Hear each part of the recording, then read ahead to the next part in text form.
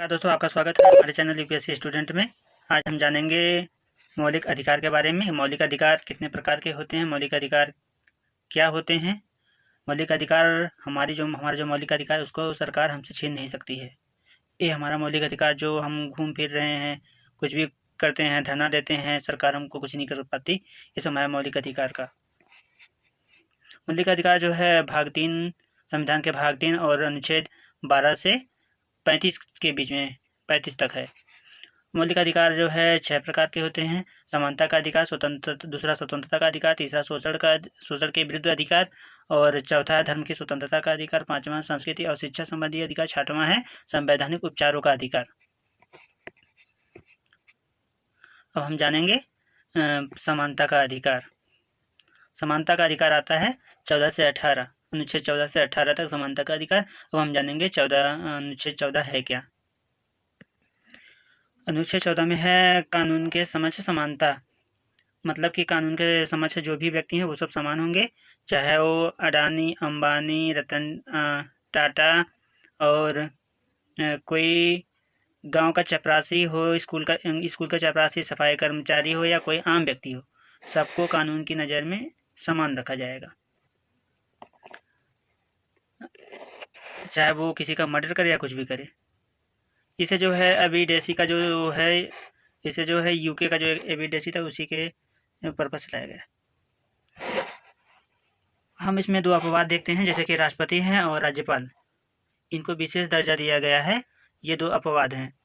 कानून का समान संरक्षण में इनको जो है यह राष्ट्रपति को अनुच्छेद 71 और राज्यपाल को अनुच्छेद 162 के तहत जो है अधिकार है कि किसी के हत्या के बाद गिरफ्तार नहीं किया जा सकता इनको, जब तक ये अपने पद पे बने। लेकिन जब ये अपने पद से हट जाएंगे तो इनको भी गिरफ्तार किया जा सकता है। अब हम जानेंगे आर्टिकल 15। आर्टिकल 15 क्या है। आर्टिकल 15 कहता है कि हम किसी को जाति, धर्म, वंश, लिंग, जन्मस्थान के आधार पर उनके साथ भेद नहीं कर सकते हैं। सबको समान नज़रिए से देखना होगा। बस हम कर सकते हैं, अगर भेद कर सकते हैं तो उसके पीछे पॉजिटिव डिस्क्रिमिनेशन होना चाहिए। जैसे धर्म जाति भेदभाव अगर कोई भी हो, जैसे कि कोई बीमार है, अभी कोरोना काल था तो कोई बीमार है, तो आप उस टाइम में तो ऐसा कर सकते हो ना कि जो है हम उनको छू नहीं सकते, तो उस आधार पे आप भी भेद कर सकते हो। उसमें ये नहीं कहा जाएगा कि आप जो है उनके साथ में गलत कर रहे हैं।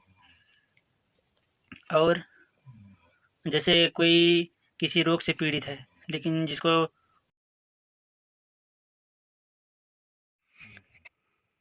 हम जानेंगे अनुच्छेद 15 के बारे में। अनुच्छेद 15 कहता है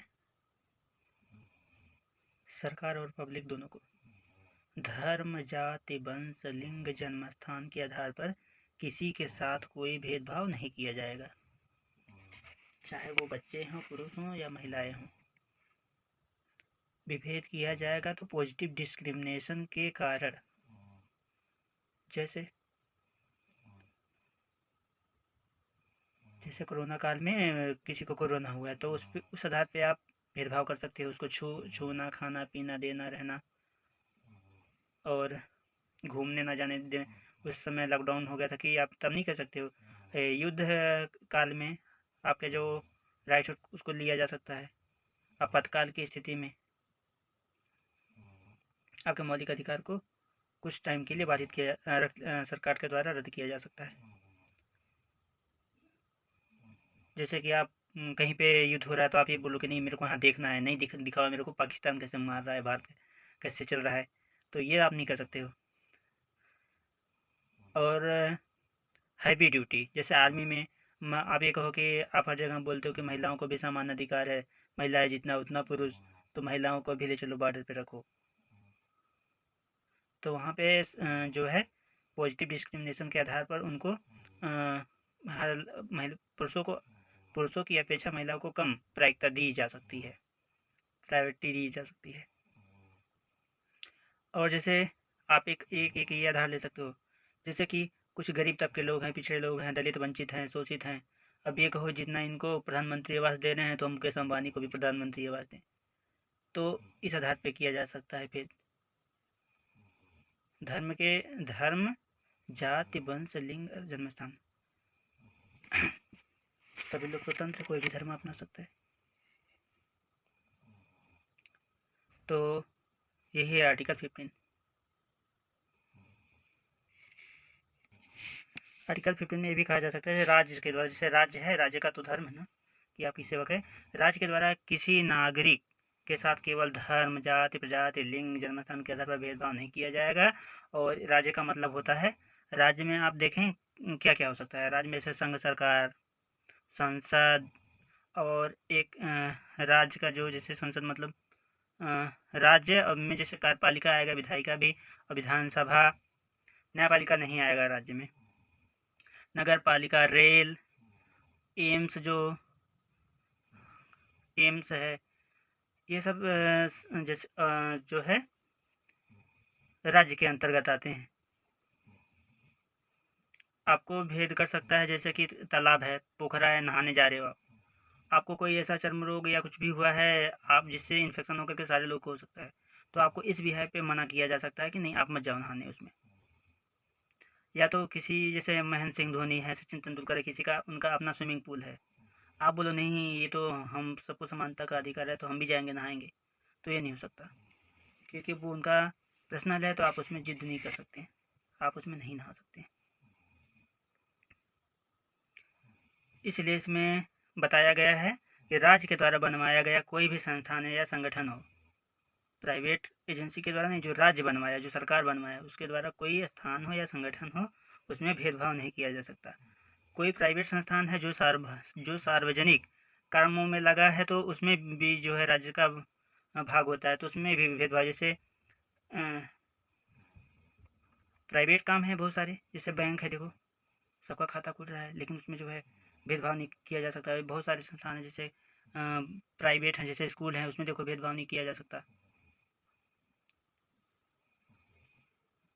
मेट्रो चल रही है, उसमें भी भेदभाव नहीं किया जा सकता। और फिर उसके बाद जो है इसमें अनुच्छेद 15 का जो दूसरा वो है, इसमें हम जानेंगे।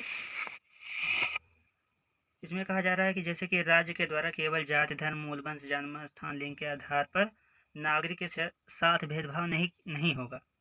जैसे दुकान पे, सार्वजनिक स्थान, मनोरंजन के का जो स्थान हो, होटल हो, सार्वजनिक रेस्टोरेंट हो, इन जगहों पर भी भेदभाव नहीं होगा जो राज्य के द्वारा बनाया गया हो। जैसे स्नान घाट, कुआं, तालाब, सड़क और सार्वजनिक रिसोर्ट में भी भेदभाव नहीं किया जा सकता।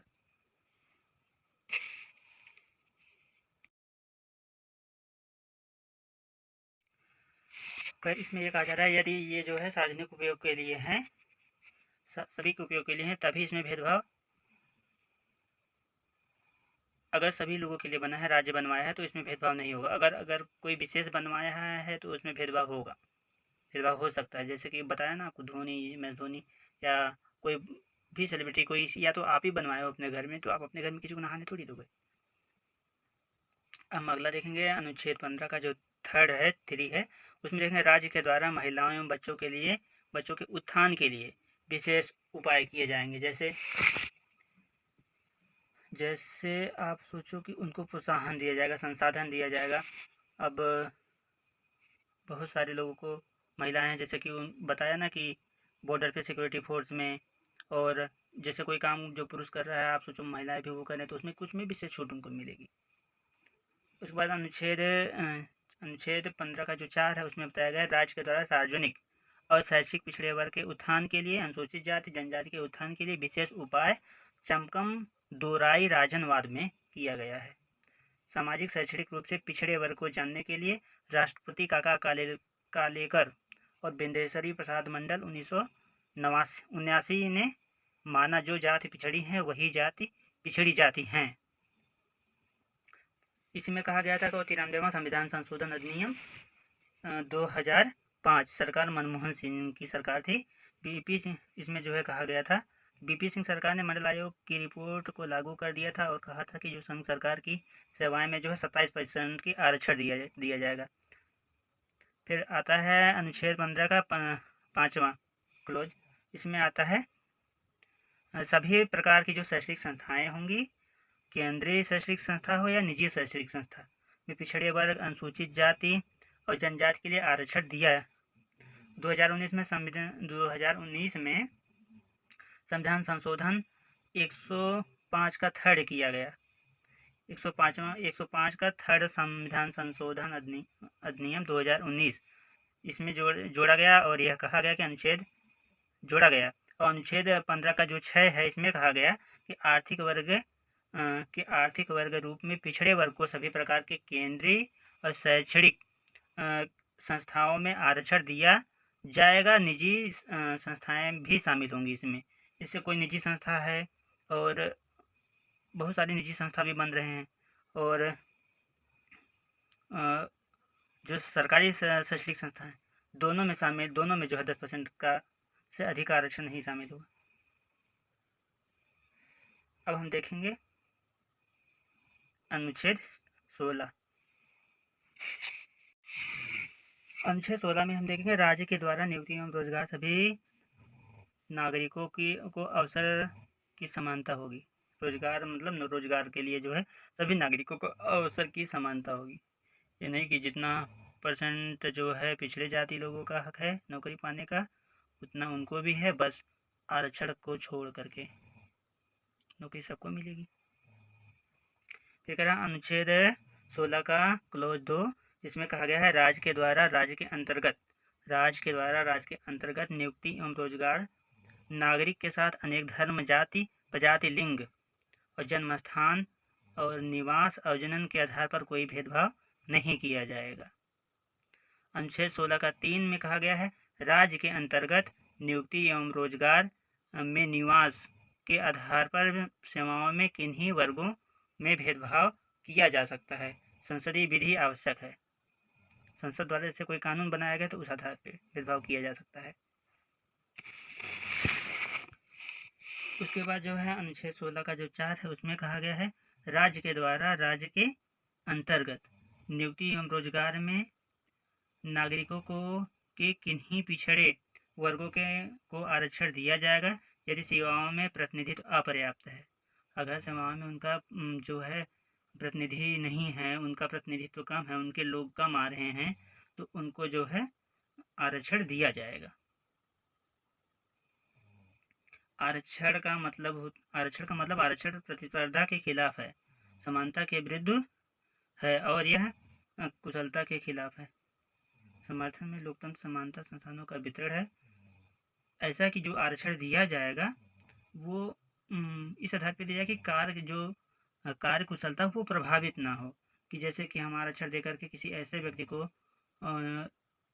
नौकरी पे रख रहे जो उस योग्य नहीं है, जिससे कार्य कुशलता भंग हो रही है। जैसे कोई अगर टीचर है और किसी को पढ़ाने नहीं आ रहा है लेकिन वो है अनुसूचित जाति या किसी और जाति से है, हम उसको आरक्षण के आधार पर उठा करके डाल दे रहे हैं और वो इतना अच्छा उनको जानकारी नहीं है और तो हम इससे कार्यकुशलता प्रभावित होगी। लोगों को जो बच्चे होंगे वो पढ़ेंगे कैसे? वो तो नहीं ना जो समझ पाएंगे कि आरक्षण क्या है, ये क्या है। जब उनको समझाने वाला सही कैंडिडेट, सही व्यक्ति का चुनाव नहीं हो पाएगा तो इससे कार्यकुशलता प्रभावित होगी। तो इस आधार पर जो है कार्यकुशलता के आधार पर भेदभाव किया जा सकता है। आरक्षण का आधार होगा नागरिकों के पिछड़े वर्ग को, पिछड़ी जाति और पिछड़े में जो पिछड़े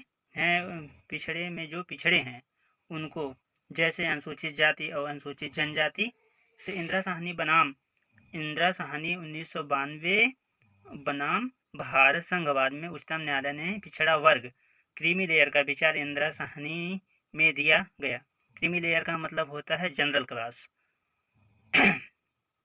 193वें संविधान संशोधन से अनुच्छेद 15 का 6 जोड़ा गया।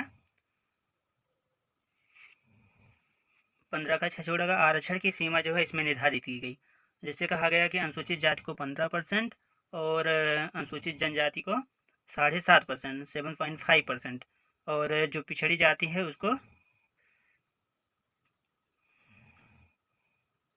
पिछड़ी जाति को जो है 22 27%। तो टोटल 1990 में जो आरक्षण हुआ था उसमें ये हुआ था 1990 में 15% अनुसूचित जाति, अनुसूचित जनजाति को 7.5% और ओबीसी मतलब पिछड़ी जाति को 27%, सारा मिलाकर के लगभग 49% आरक्षण हो गया। इंदिरा साहनीवाद में उच्चतम न्यायालय ने कहा आरक्षण का उच्चतम सीमा जो है 50% होगी और उच्चतम न्यायालय 103 में संविधान संशोधन में 60% का आरक्षण हुआ।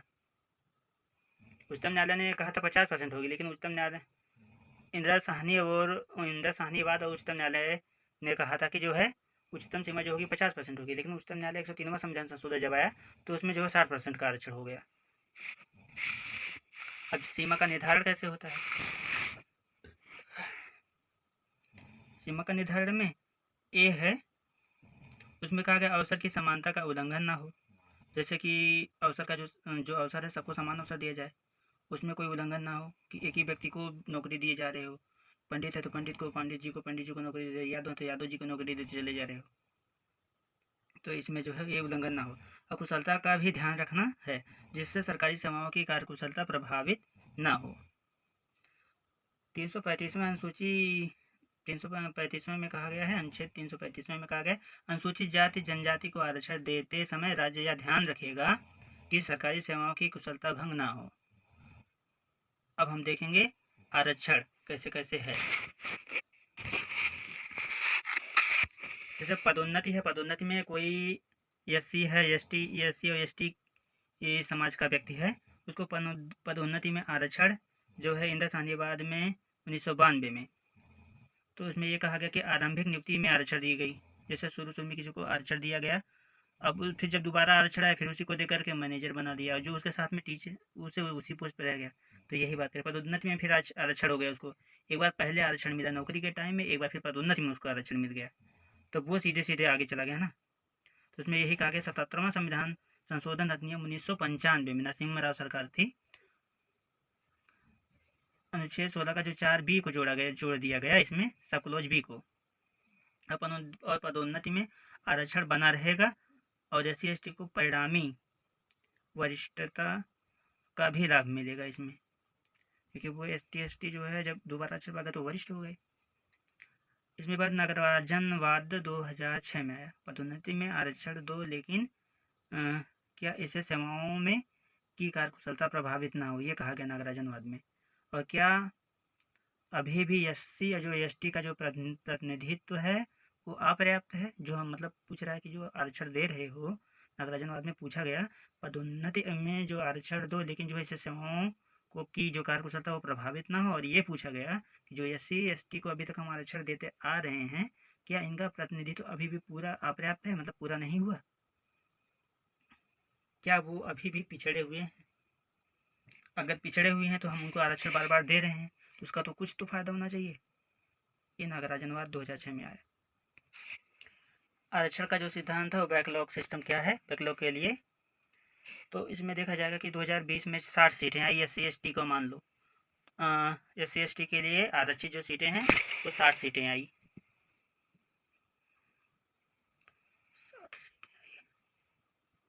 उनके लिए आरक्षित 20 सीटें भरी गई, लेकिन जो है बाकी खाली रह गई, तो उसी को बैकलॉग कहते हैं।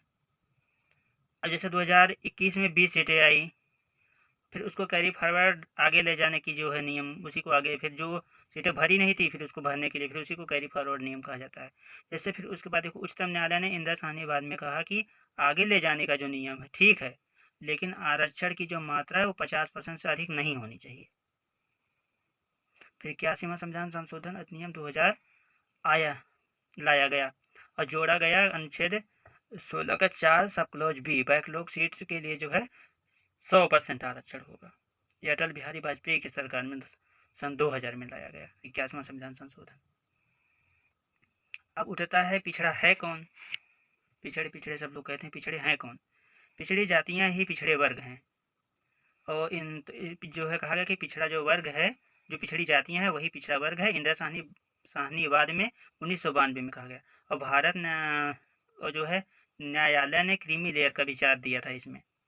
तो पिछड़ों में पिछड़ा, राष्ट्रीय पिछड़ा वर्ग आयोग और उसके बाद कहा गया कि अनुसूचित जाति जनजाति क्रीमी लेयर का विचार नहीं है। और रोस्टर आया। रोस्टर में कहा गया कि अगर किसी कॉलेज में 10 सीट है तो सभी जातियों में 10 में, जैसे समझो 10 सीट है, समझो कि ओबीसी पहले एक बार जैसे कि 10 सीट है तो कम से कम 3 सीट जो है ओबीसी की का हो गया, 2 ठो SC ST का हो गया, 1 EWS का हो गया, ऐसे करके बांट दिया उसको।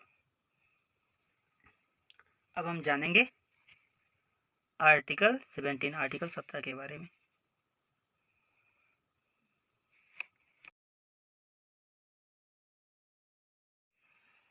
आर्टिकल 17 छुआछूत की समाप्ति। आर्टिकल 17 में है अनुच्छेद 17 निरपेक्ष अधिकार है। इसमें कहा है, इसमें अस्पृश्यता प्रतिबंध है, इसका किसी भी रूप में प्रयोग दंडनीय अपराध है, राज्य विधि द्वारा निर्धारित करी इसको। और अस्पृश्यता निवारक अधिनियम 1955 और 1976 में सिविल अधिकार संरक्षण अधिनियम। अस्पृश्यता का अभिप्राय उसका दंड की मात्रा जो है 2 वर्ष रहेगा। दंड की प्रक्रिया,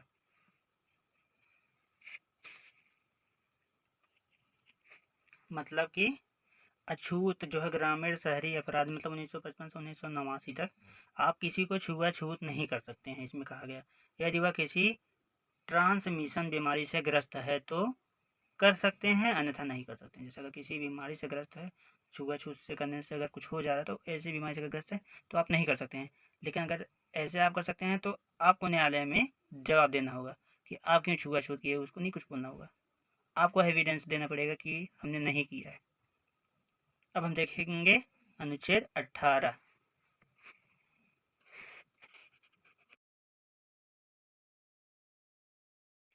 अनुच्छेद 18 में है उपाधियों का अंत।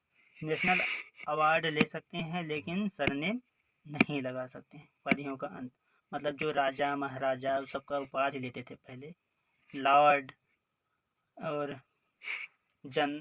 अभी भी जनरल तो अभी लगता है, लॉर्ड महाराजा राजा, ये सबका उपाधि नहीं ले सकते हैं। नेशनल अवार्ड ले सकते हैं लेकिन सरनेम में नहीं लगा सकते हैं।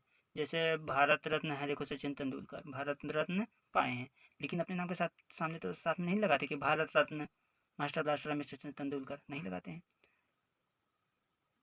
तो यही चीज़ें बोल रहा है। जैसे आप सेना में जनरल हैं, कर्नल हैं, तो लगा सकते हैं। जनरल बिपिन सिंह रावत देखो थे, सेना में हैं तो लगा सकते हैं। टीचर हैं पढ़ाई में और उसमें लगा सकते हैं, बाकी और ऐसे नहीं लगा सकते। जैसे राजा महाराजा की उपाधि नहीं लगा सकते, जैसे टीचर लगा देते हैं, अध्यापक। महाराजा, सर, नाइटहुड, राय बहादुर, विदेशी इत्यादि जो है नहीं लगा सकते हैं। इसमें राजगोपालाचारी जी ने कहा था कि किसी को उपाधि नहीं दी जाएगी जिसके पास होगा वह मान्य नहीं होगा। और उपाधि नहीं देगा मतलब 2 को अपवाद है, जैसे कि राज्य में शिक्षा और सेना, इनको दिया जा सकता है। जैसे जनरल, कर्नल, डॉक्टर इत्यादि से बहुत लोग लिखते हैं डॉक्टर फला फला फला, जनरल बिपिन सिंह रावत, जनरल, उसके बाद फिर कर्नल, मेजर। इसमें और कहा गया था कोई भारतीय नागरिक विदेशी राज्य से उपाधि नहीं ले सकता है। जैसे विदेशी राज्य से बहुत लोग विदेशों में, विदेश से अगर कोई सम्मान मिल रहा है तो आप वहाँ से नहीं ले सकते हैं बिना अपने देश में पूछे, अपने राष्ट्रपति से परमिशन लिए। कोई व्यक्ति जो इसमें और कहा गया कि कोई व्यक्ति जो राज्य के अंतर्गत किसी पद पर ट्रस्ट में कार्य कर रहा है, राष्ट्रपति की सहमति के बिना किसी विदेशी राज्य से कोई भेंट या पद नहीं ले सकता है। जैसे आप किसी विदेश में किसी पद पे ट्रस्ट में किसी कार्य कर रहे हैं लेकिन आपको वो कोई भेंट देना चाहता है या कोई पद देना चाहता है तो आप नहीं ले सकते हैं बिना गया राष्ट्रपति के सहमति से। और कह रहा है कि कोई व्यक्ति भारतीय नागरिक है, राज्य के अंतर्गत किसी पद या ट्रस्ट में कार्य कर रहा है तो राष्ट्रपति के सहमति के बिना विदेशी राज्य से उपाधि नहीं ले सकता।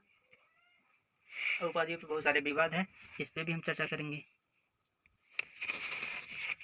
जैसे 1954 से संघ सरकार ने पुरस्कृत करना चाहा तो भारत रत्न, पद्मश्री, पद्म विभूषण ये सब समानता के विरुद्ध ये विवादास्पद था। तो 1977 में जनता पार्टी की सरकार थी, और ये जो जनता पार्टी की सरकार थी ये गैर कांग्रेसी सरकार थी।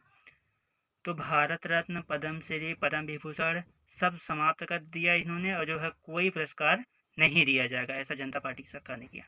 फिर 1980 में इंदिरा गांधी जी की सरकार फिर से बनी, जब पहले एक्चुअल में इंदिरा गांधी सरकार ने ही लाया था ये जो पुरस्कार। फिर इसके बाद जब जनता पार्टी की सरकार आई तो उन्होंने विरोध करके इसको हटा दिया।